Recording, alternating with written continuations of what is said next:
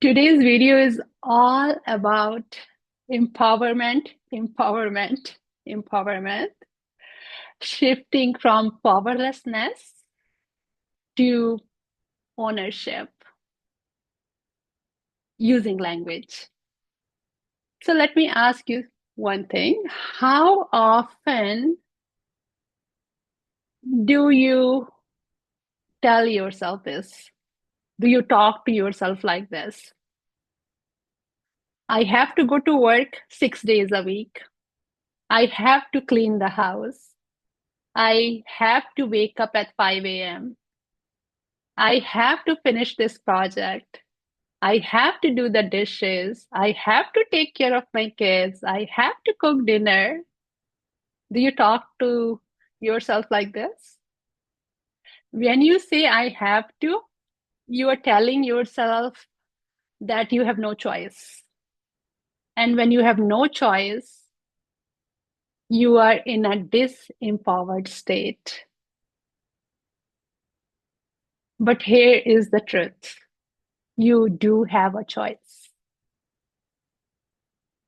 Hi, my name is Harpreet, and I'm an empowerment coach. I help you take back your power, build unshakable inner strength, and rediscover faith in your limitless potential. Subscribe today and join me on a journey of deep transformation to elevate your life with clarity, joy, and confidence. Now, let's talk about how language shapes your mindset.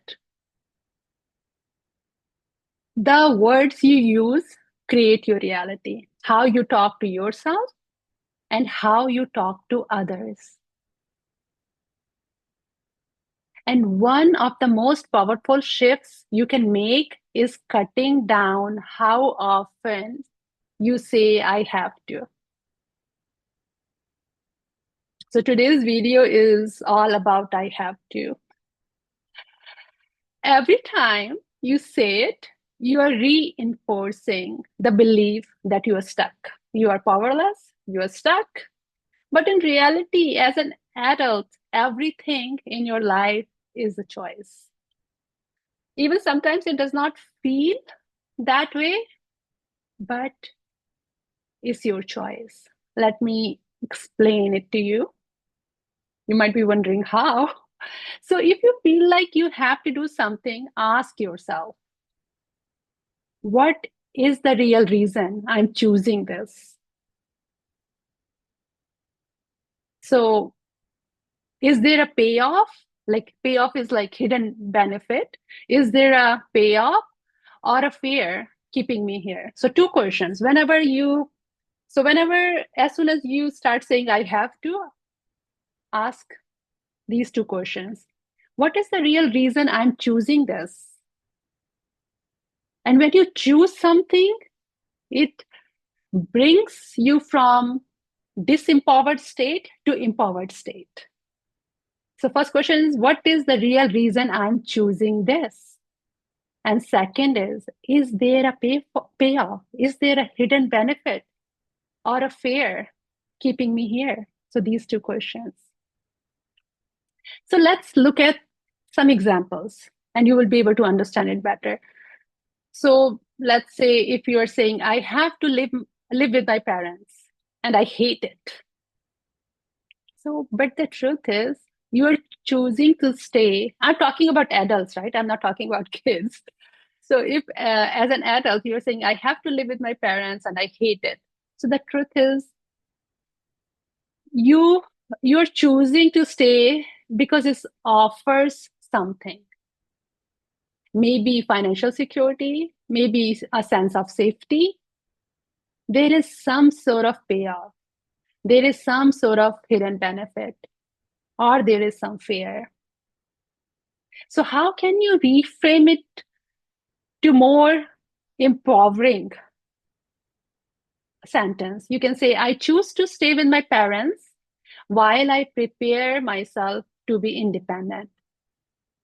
So if you are living with your parents because you don't have money, so tell yourself, reframe it. So don't say, I have to live with my parents and I hate it. So listen to me, okay? I'm going to read both sentences to you and see which one feels good in your body, which one makes you feel, which one puts you in empowered state.